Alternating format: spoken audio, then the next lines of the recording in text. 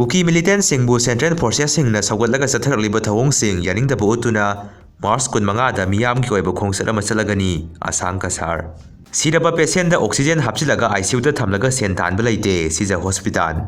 Manipur gi lambi thong phagat hanabagi damak PMGSY amasung PWD gi makhada lupa karor 913 remark tawduna thamkhre CM.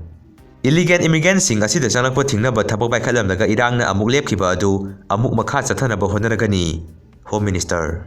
Ukhundagi na Imphal tamna lakpa winger ama hijack tawkhre hari gari aduda tonakpa miyoi sing adu mongkot chapu kauba kuki khun tamna pukhi haina manak nakpada leiba miyoi singna phongdurokli.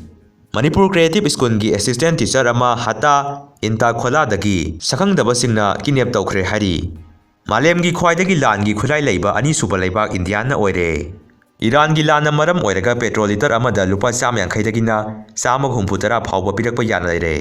Iran gi khwaidagi thau thokpa mafam Krak Island lausinaba Donald Trump na thaurang paikhatpa haukhre. US amadi Israel gi commando singna operation chathaduna Iran dagi uranium kilo 150 lauthoknaba thaurangkhre. US ki maming leiraba third year defense system na Iran gi mission attack mapung phana ngakthokpa ngamkhidre.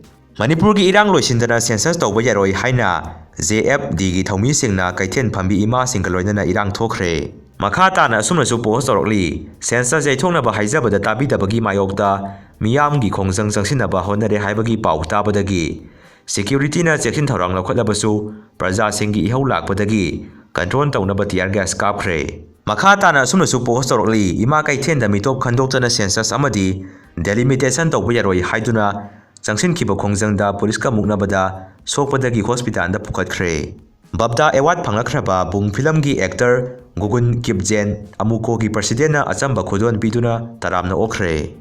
Iran da landaba numinini khakta US na lupa billion chamgaga taramanga chading tawkhi. Lakhiba nongmai 3,000 ka kun gi manungda lakhwatkataba 1,000 watli Govindas.